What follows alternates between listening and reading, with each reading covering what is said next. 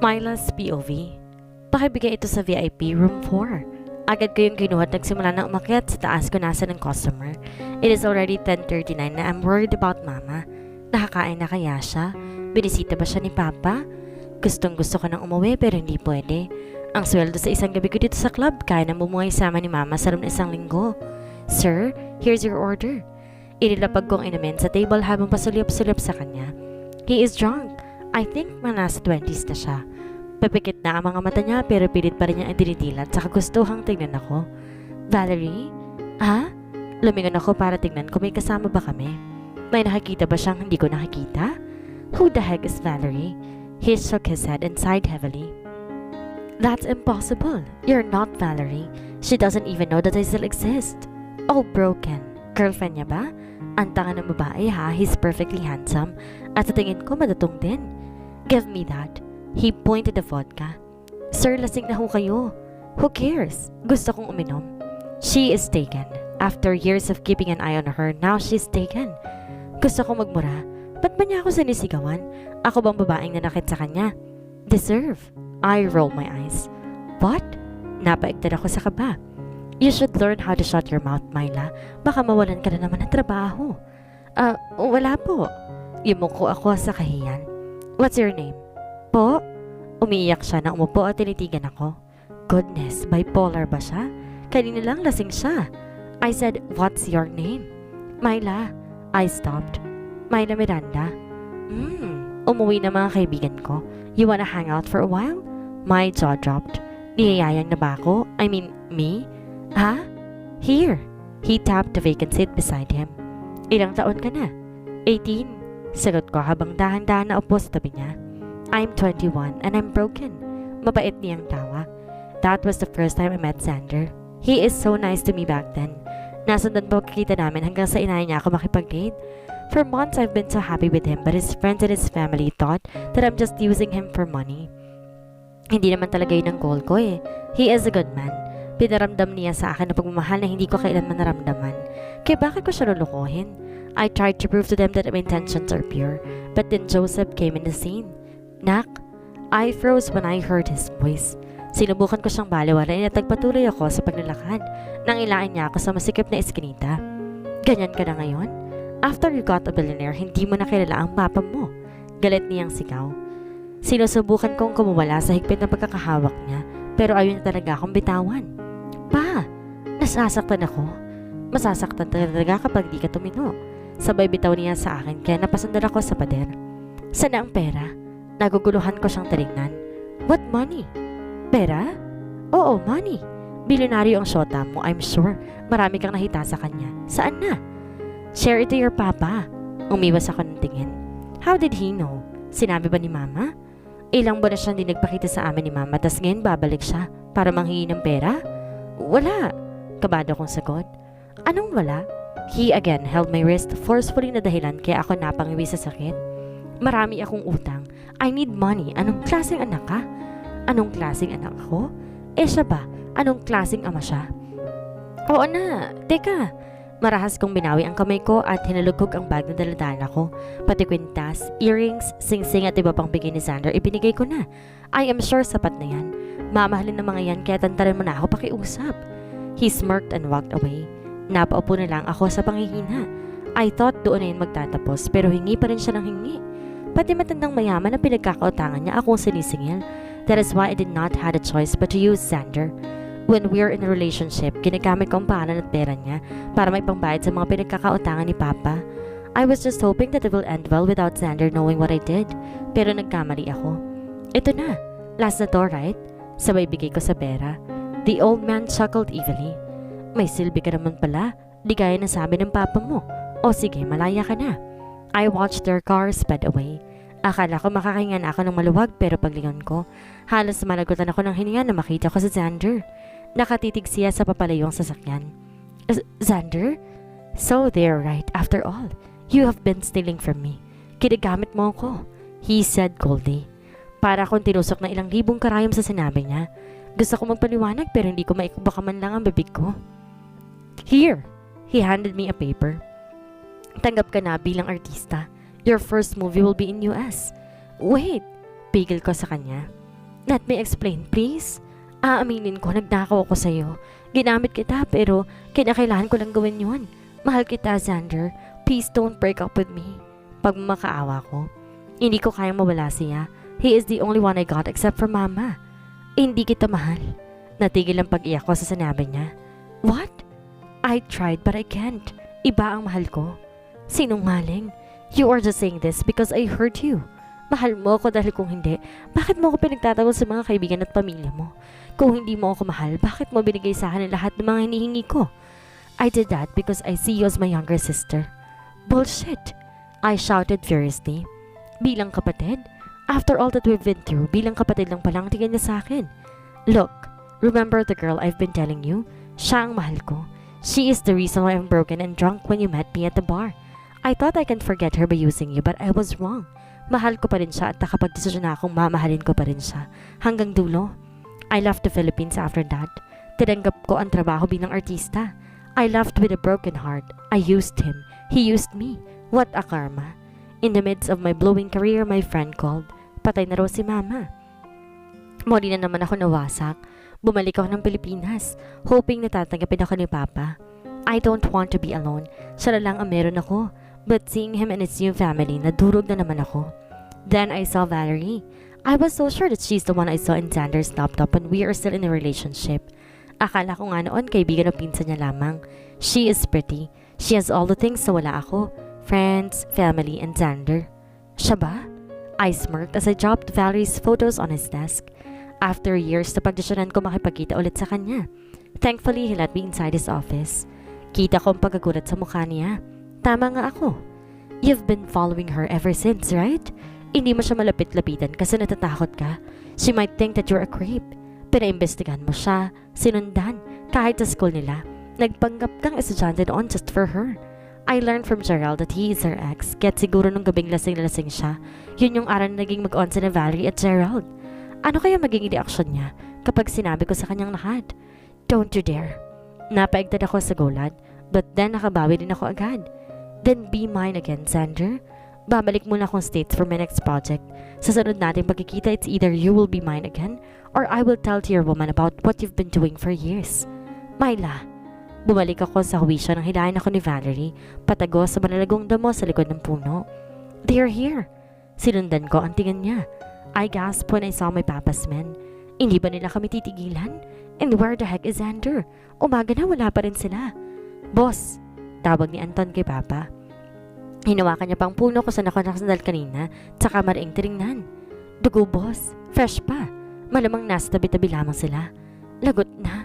We are really dead. Valerie's POV. Ayun sila. Pareho kaming napaigtad ni Myla nang ituro kami ng isa sa mga tauhan ni Joseph.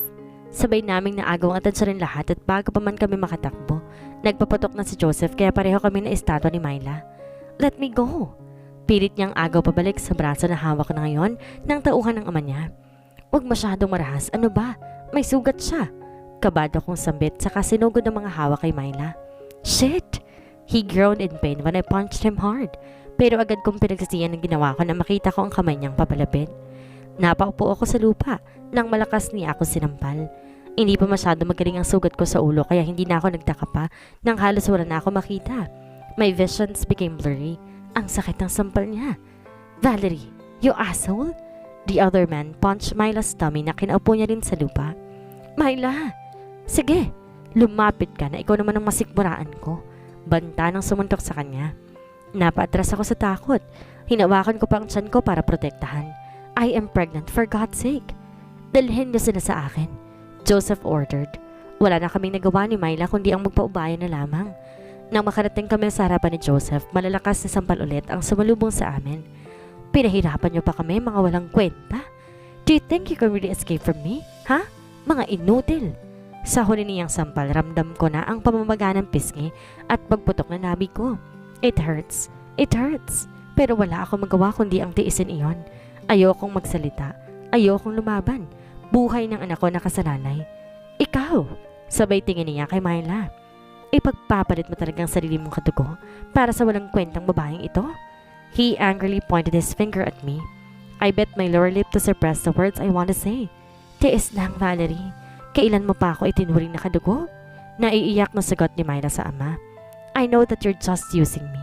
Hindi ka kailanman naging ama sa akin, Joseph. At hindi ka kailanman naging asawa kay mama.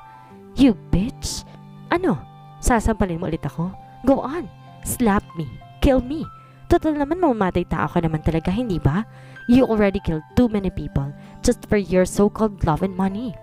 Wala akong ginawa buong buhay ko kundi sundin ka. Katakutan ka. But this time, I am so sick of you. I sacrificed my love for Sander just to fucking save you. Pero ito, tinuturo pa na ang mga sugat niya sa mukha at katawan. Ito ang igaganti mo? You crazy asshole? Hindi nakasagot si Joseph. Nakayuko lamang siya tinanggap ang mga salita ng anak. Pero wala pang ilang minuto ay para siyang baliw na tumawa. Kurot noon namin siyang pinanood na humalakak na para bang tuwan-tuwa sa mga nasagap ng mga salita. Finally, he clapped his hands while smirking. Hindi ka na bobo, anak. Oo, ginamit ng kita. Kayo ng mama mo. Sa tingin mo ba talaga minahal ko ang mama mo? Ang tanga-tangang yon? Huwag mong pagsalitaan si mama ng ganyan. Myla shouted angrily. She is dumb and useless, so I killed her. Napasinghap ako sa gulat. I looked at Myla. Kita ko rin ang gulat na ekspresyon na bumadha sa mukha niya. You did what? Pinatay ko. Joseph shrugged. Hindi talaga inatake ang mama mo.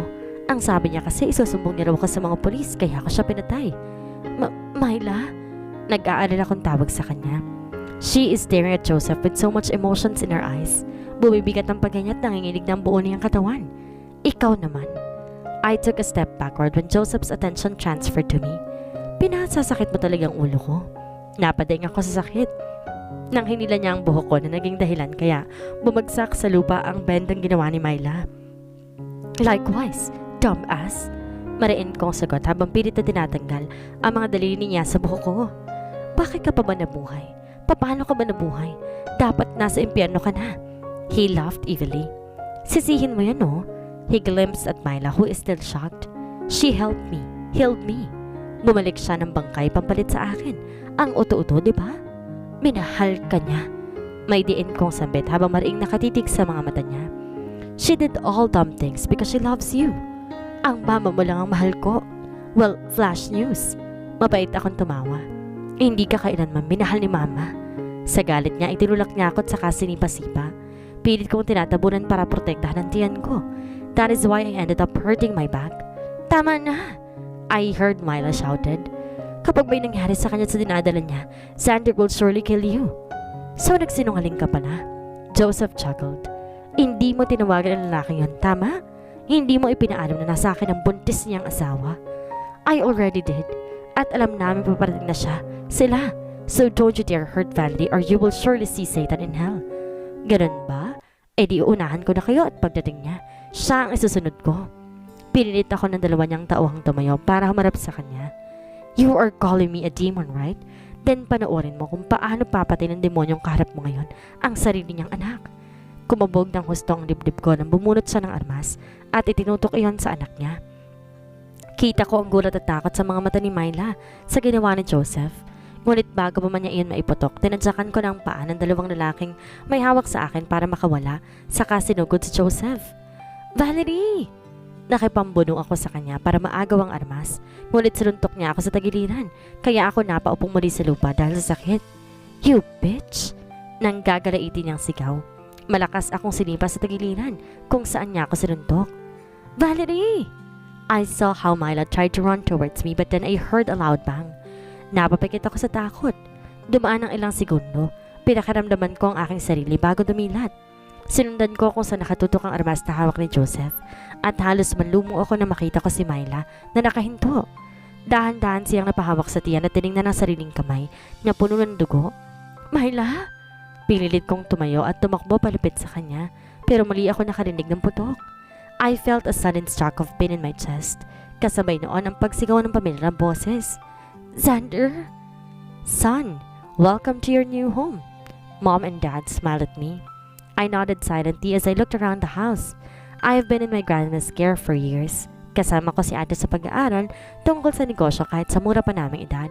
Now that I'm 10, pumayag si Lola na kina Mom at Dad na ako tumira, while my ate is still in her care. By tomorrow, we're going to enroll you to your new school para next week, makapag-aral ka na ulit. How's that, son? Dad said. Magalang kong tumango. Sure, Dad. Even though they keep on telling me that I should not study about business anymore, nasanay ng utak ko magbasa ng mga books about it. I even brought it to my new school. My first day in school was okay, but there's this kid who caught my attention. Class, let me introduce your new classmate. She dragged me to the middle. I hissed silently. Ayoko sa lahat ang hinahawakan ako nung wala man ng pasabi. I have my own mouth, miss. I can speak on my own.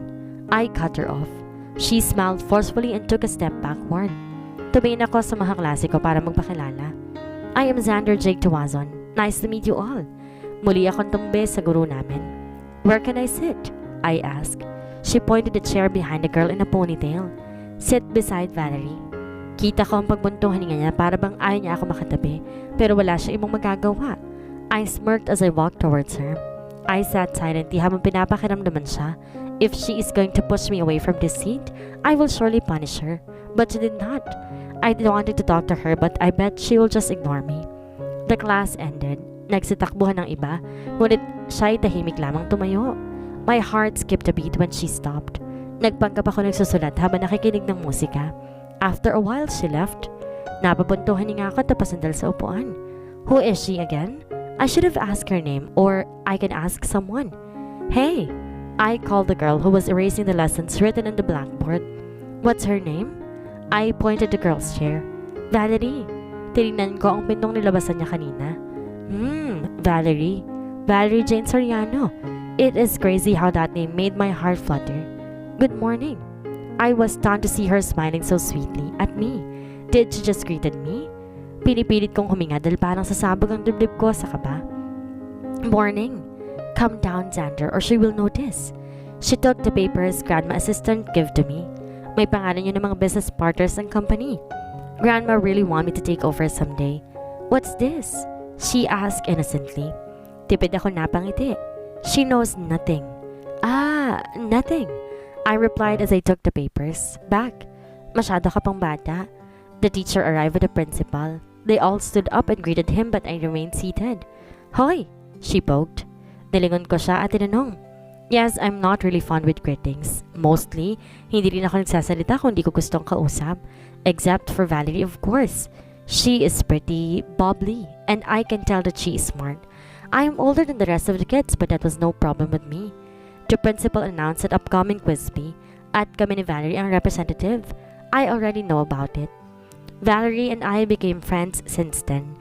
Nalaman din namin magkaibigan ng mga magulang namin na mas lalo pang naging dahilan kaya kami nagkalapit. Her mom really likes me. You are so smart and handsome, Xander. Katulad ka rin ni Valerie. Alam mo bang lagi siya nakakuha ng mga awards sa school? That is why sometimes, papa na lang niyang pinapasama ko dahil nakakapagod magbabalik-balik sa stage. Kwento ni tita. Kwento tungkol sa anak while Valerie is busy studying in my room. My notes are all advanced so she keeps on borrowing it to study. I am enjoying Tita's stories though. Valerie's life is indeed funny yet amazing. I like you for my daughter, Xander. My heart fluttered. I like your daughter too, Tita. Sana lang mapatawad mo kami sa mga nagawa namin sa pamilya mo. At first, hindi ko siya maintindihan. But when that night came, I eventually understand what she meant. I was sitting in my bed while reading. Soundproof ang room ko for study purposes. Hindi kasi ako nakakapag-concentrate kung marami ako narinig mula sa labas. Mom and Tita Kimberly walked in my room, shaking in fear habang buhat-buhat naman ni Tita si Valerie. She slowly put Valerie beside me and flashed a quick smile. Alam ko, baka sa mukha ngayon ng pagtataka. Ilang linggo na ako iniiwasan ni Valerie for I don't know the reason. Hindi na rin sila bumibisita since then so it's kinda weird seeing them now. Napaigtad ako sa gulat na makarinig ko ng mga putok ng armas. Bukas ang pinto kaya nakapasok ang mga ingay mula sa labas. We screamed when we heard another series of guns shooting outside. Unti-unti na ako naiyak. What's happening?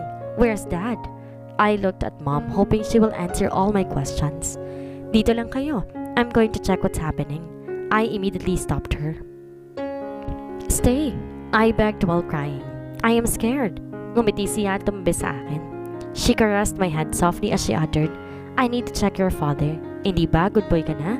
Bantayan mo si Valerie, okay? Huwag mo siyang pababayaan. I nodded. Please take care, Mom. As I watched her leaves, I looked at Valerie's hand and clasped it mine, even though she is still sleeping. Everything will be alright. We waited for almost an hour when Tita Kimberly stood up. Agad kong naintindihan ko anong gagawin niya. She smiled at me before leaving me and Valerie. I cannot contain my tears from falling. I am worried about my parents. Niyakap ko ang mga tuhod ko at tahimik na humikbi. Xander? I did not budge. Hey, what happened? Nasaan sila Mama at Papa? Bakit ako nandito? Why are you crying? I wiped my tears away. I don't know how to answer her questions dahil di ko rin alam kung anong nangyayari. She sat beside me for a minute but then nakarinig kami ng kalabog. I immediately held her hand and pulled her inside the closet. Wait, where are we going? Ano bang nangyayari? Pigil niya. I turned to her at mas lalo pang hinigpitan ng pagkakahawa ko sa kanya. I am going to protect you. We hugged inside my closet. I am trembling in fear that they might hurt us, especially the girl that I'm hugging right now. Xander, I hushed her up. Nanatili kami doon hanggang sa mag-umaga. Mama! Sugod ni Valerie sa kanya at saka yumakap. Hush now, Valerie. Matapos yung mapatahimik ang anak sa pag-iyak, she glimpsed at me. Patawad, Xander. Tita started crying. That was the last time I saw my parents alive. Hindi nila kami pinalabas kaya hindi ko nakita kung ano nangyari. I was still questioning Tita Kimberly about them when I heard the news from the TV. It was our house filled with reporters, police, and ambulance. Ang sabi maraming patay, and one of them was my mom. I was shocked. I cannot say anything. Nanginginig ang buong kalamnan habang binabalita ang nangyari sa bangin. May mga nahulog sa bangin at isa sa doon ang sasakyan ni Dad. No, I lost my mom and then Dad. I am sorry, Xander. Tita Kimberly hugged me while crying. I looked at Valerie with teary eyes. Nakatitig siya sa TV at tumingin sa akin. Halo-halong emosyon na nakikita ko sa mga mata niya. And when Tita Kimberly unhugged me, sinugod niya ako ng yakap. We both cried while hugging each other. It was a painful week for me when my mom and Dad was buried. Wala sila Tita Kimberly at Valerie. Grandma and Ate came crying their hearts out. Nanatili ako doon pagkatapos kahit tapos na ang libing, hoping that I will see her for the last time, but she did not came. Kaya ako na lang ang naghanap sa kanya. I found her dripping in wet, nakaluhod sa harapan ng puntod ng ama niya. Hey! She turned to me. Xander. Then she ran and hugged me tightly. Niyakap ko rin siya papalik. God knows how much I'm broken right now because of my parents' death, but I am more hurting seeing her in pain. Alam kong mahal na mahal niya ang papa niya. I sighed. I'm leaving. Even though I don't want to leave her. I don't want her to cry alone, to suffer alone. But what can I do? I am still too young, and Grandma said that it's for the best. I will find you again. I promise. At kapag nakita na kita ulit, hindi na kita papakawalan. I am going to protect you until my last breath. Goodbye in advance. Valerie? Grandma gave me a year to finish my study. Halos araw-araw kami magkasama ni Valerie noon. Pinapahalaga ng bawat sandaling nakakasama ko siya. And then I vanished without saying goodbye to her. Ipinagpatuloy ko ang pag-aaral ko. My goal was to see her again, but I cannot wait anymore. So I hired an investigator to know where they lived after years. Sir, nag-text po ang lola ninyo. Inahanap na po kayo. 1 more hour, I told Manong Henry, my driver. I glimpsed at my watch at eksaktong patungtong na ng 4. Nagsilabasan ng mga estudyante. I waited for her to come out and there, I saw her with her friends. She was smiling from ear to ear. This is not the first time I saw her like that. Sa tuwing nagkakaroon ako ng oras mo, biyahe kami ni Manong just to see her. My eyes burned with anger when I saw how she wince in pain nang masi ko siya sa braso ng ibang estudyante. I wore my cap and glasses as I stepped out of the car. Palihim ako lumapit sa kung saan siya nakikipagtawanan sa mga kaibigan. Manong isa pa. Before she could take another stick of fishball, palihim kong hinawang uniforme niya sa braso. I hissed when I saw some bruises. Excuse me, bibili ka ba? I ignored her. Tuloy-tuloy ako naglakad pabalik sa kotse. Let's go. I need to talk to Grandma. I am sure it's all his stepfather's fault. I want to do something about it because I cannot bear to see her in pain anymore. Joseph works for a dark organization, Apo. Bukod doon, marami siyang utang sa mga malalaking negosyante at kapag ginalaw natin siya, sino sa tingin mo ang gagalawin nila bilang pamalit? Saan ni Grandma when I told her my request? My hands tightened into a fist. Right. You don't know how much I want that man dead. Siya ang naging dahilan kaya namatay ang mga Magulang mo. What? That man? Yes, Joseph. Akala mo ba hindi ko pinaimbestigahan ang nangyari? Hawak niya ang mag-ina kaya hindi ko siya magalaw-galaw. But that bastard will pay someday. Grandma? Yun lang ang tayong naibigkas ko. I know her. She loves Papa more than anything.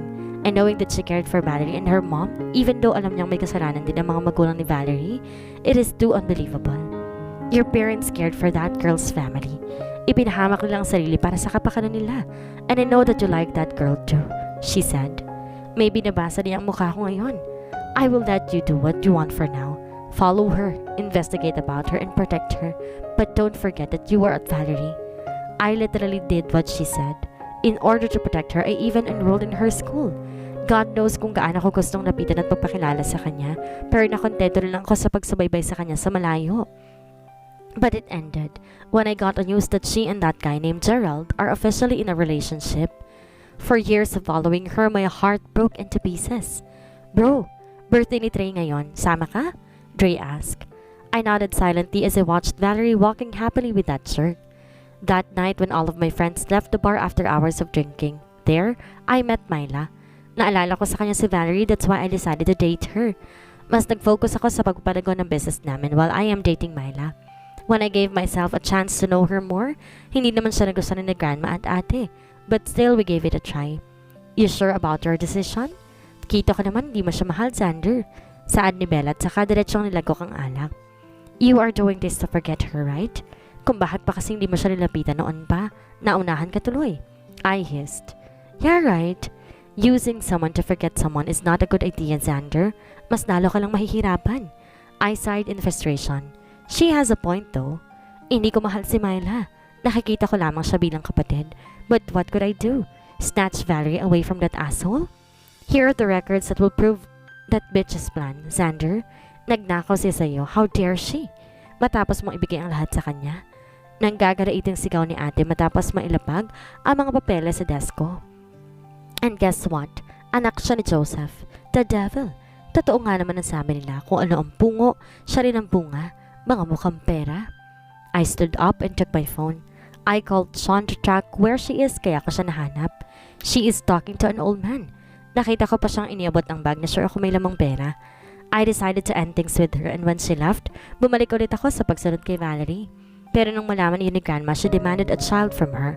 I was shocked at first. Like, what the heck? Buntisin mo para hindi na makatakas. Hindi ako pumayag sa suggestion niya pero namalaman ko na nagpadala siya ng imbitasyon kay Valerie para maging baby maker ko. I did not have a choice but to follow her plan. Yes, it was all her plan. That night when I finally claimed her, that was the best night of my life. It feels surreal. After so many years, I finally claimed her. Finally, she's mine.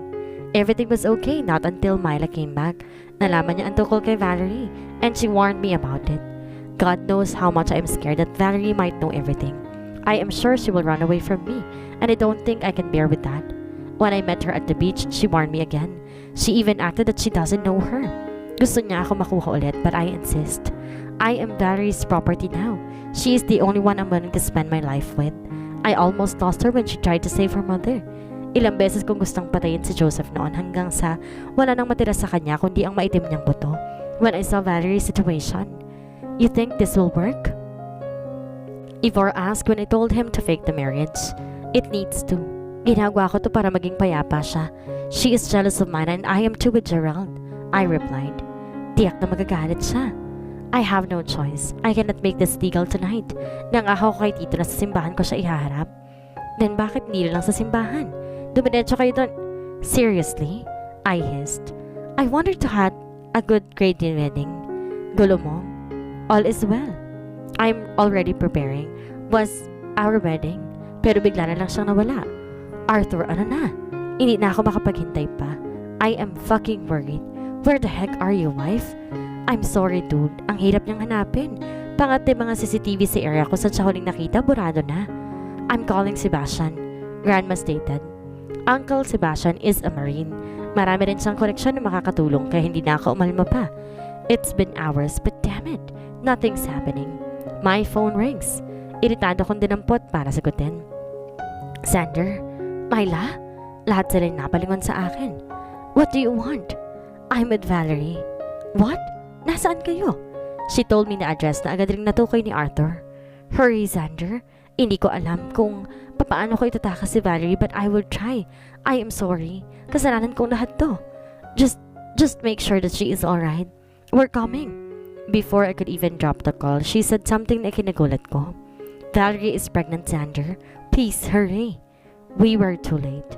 I was too late. Kita ko ang pagbagsak niya sa lupa. I ran towards her pero halos madurog ang puso ko na makita ko ang dugo mula sa dibdib niya. No! Panibutan niya ang buong lugar. I heard Uncle Arthur's voice habang nanatili ang atensyon ko kay Valerie. Valerie, please, no. Xander? Napatingin ako kay Myla na nahihirapan na rin huminga. I'm sorry. My hand squeezed into fist. Galit na tumayo ako at sinugod si Joseph na mga suntok kahit na naliligo na siya sa sariling dugo dahil sa pagbalit ko kanina. Fuck you. You killed my parents. You ruined Valerie's life. You even used Myla. You asshole. Papatayin kita. I want him to feel my pain. I want him to feel everything he did to us. Galit na galit ako ngayon at halos wala na akong ibang maramdaman kundi yun na lamang. Tuloy-tuloy lang ako sa pagsuntok sa kanya hanggang sa awatin na ako ni Trace. Xander, that's enough. Xander! I turned to Grandma. She's holding Valerie while Ate Lucille is trying to stop Myla's blood. Kailangan natin sila madala sa ospital. Fuck it, they are losing blood. That woke me up. Muli ako lumapit kay Valerie at binuhat ko siya. Arthur, si Myla. We ran to the chopper. I held Valerie's hand tightly while praying silently. Do not leave me now, Valerie. Huwag niyo akong iiwan, pakiusap. Oh God. I gasped when I saw my best friends wearing their gowns. Sunod-sunod silang lumampas sa harapan ko at umawara pa. Tawang-tawa ako habang nakaupo sa kama at nakahawak sa tiyan. It is my wedding tomorrow. And I decided to make them choose kung anong gusto nilang suotin. The color of their gowns matched to the theme but iba-ibang designs. Shucks talaga. I wish I can wear this tomorrow, bruha. Owen pouted. Pwede naman na. Natatawa kong sagot. Inirapan naman niya ako at rumampa ulit. He, mas bet ko na mag-suit bukas, no? So I can be with my papa, Trace? He giggled. Gustong-gusto niya talaga si Trace. Hindi naman umalma si Trace kapag nilalandi siya ni Owen so maybe he also likes him. We are so happy for you, Valerie. Layla smiled at me. Tama, tama. Sambit naman ni Sofia. Reto mo kami sa mga kaibigan ni Xander mo, ha? I like Arthur but he's already taken by Ate Lucille so kay Dre na lamang ako. I just laughed at them. Wala namang problema sa akin ng mga hiling nila. Pero sa tingin ko kasi, taken ng mga kaibigan ni Xander. Maliban doon, hindi ko na nga nakilala. Of course. The door opened. Inilawa noon si Myla na nakabusangot ang mukha. Oh, anyari sa'yo, bruha? Tanong ni Owen. Ayaw kong tadala na Gerald eh. Inesli ang sigaw at naglakad palapit sa akin saka ibinagsak ang katawan sa kama. After we accidentally kissed earlier, hindi niya na ako tinantanan. Muli ako natawa. Goodness, ano bang nangyayari sa mundo? Ayaw mo? You match naman. Pareho kayong artista, so why not? No. She cut Sophia off. Ayoko na sa kanya. He's not like this naman noon eh. He is so clingy. Buti nga ikaw may humaharot sa iyo eh. Layla rolled her eyes. He likes you. I blurted out. Kita ko namang gulat na napatingin sa akin si Myla at napabalikwas ng bangon. No fucking way. May diin niyang sambit bago naglakad palabas ang silid ko. I shook my head in disbelief. She doesn't change at all. Maldita pa rin ang tsaka. Kaya siguro hindi tinatanggap sa impyerno. Tipid ako napatingi sa tinura ni Owen. Ilang buwan na rin na nakakalipas. I almost lost Myla that day. But I guess tama si Owen. Ayaw siya makasama na sa tanas sa impyerno kaya ibinalik. Si Joseph naman at ang mga kasama niya ay matagal lang nasa kulungan. Xander makes sure na doon na siya mabubulok. I am still worried though, but I have faith in him naman. Labas lang ako, paalam ko sa kanila. I looked for Lola Gabriela pero si Ate Lucille ang nakita ko. Ate, I called her. Agad naman niya ako nilapitan. Thank God, you're here. Pupuntahan sana kita sa kwarto but anyway, pinapatawag ka ni Lola. Oh, what a coincidence. We walked together towards Lola Gabriela's room. Where's Arthur, Ate? Tanong ko. She shrugged. Nasa tabi-tabi lang yun. Hindi ko mapigilan na mapakunot noo sa sagot niya, but I did not ask for more. Pinapasok niya ako sa silid ni Lola pero hindi siya sumama. Valerie, finally you're here. Bungad ni Lola na makapasok ako. Inila niya ako paupo sa kama at may nilabas mula sa isang maliit na kahon. Xander's mom owned this. Ibinigay niya sa akin. Ito. Sa magiging asawa niya. Ni Xander. That's why I'm giving this to you now. She said while putting the ring in my finger. Please take care of my apo. And my apo sa tuhod. Dagdag niya pa. At marahang hinimas ang mas lumaki kong tiyan. I will, Lola. I smiled at her. My phone rings. Si Xander ang tumatawag. Hi, where are you? Bakit? I want to see you. Pupuntahan kita. Xander naman. I pouted. Gusto ko rin siya makita pero si Mama ang may request na huwag muna kami magkita hanggat hindi pa kami kasal. Yun daw kasi ang ginawa nila Papa noon. Tradition. I just miss you. I missed you too. Nakangiti kong sagot. And I can't wait to marry you tomorrow. Me too, Valerie. Me too. Akala ko noon ang pagpasok ulit sa buhay ni isang Xander Jake Tuwason ay isang maling desisyon. But seeing him now in his suit, smiling at me with tears in his eyes, parang gusto ko nilang pasalamatan ang lahat ng mga bathala sa naging desisyon ko noon. He waited for all his life. Sinabi niya sa akin ang lahat. Napakaswerte ko pa lang talaga. Kasi all those years that I thought I was just fighting alone in life, he was there. He never left me. By the power vested in me, you may now kiss the bride. The priest said. Buong loob kong tinanggap ang mga labi ni Xander. We faced them together as they stood up all clapping their hands. Kita ko ang pag-iyak pa rin ni Mama kaya natawa na lamang ako. Kanina pa siya iyak ng iyak. Todo alo tuloy yung magkapatid. I faced Xander again and took a kiss from him. Finally, kasal na talaga kami. This time, totoo na. Ilang beses din kaming sinubok. Mula pagkabata hanggang sa lumaki na kami. But God really has a plan for everyone. Ang kailangan lang natin magtiwala sa prosesong inihanda niya. I love you. Xander uttered and kissed me again. I was his baby maker before. It was all about contract, but now, I love you too. I replied as I kissed him back. I am already his wife and the mother of his future kids. I am now Valerie Jane Soriano Tuwason, the billionaire's wife. At dito na po nagtatapos ang kwentong pag-ibig ni na Valerie at Xander. Maraming salamat po. Hanggang sa muli.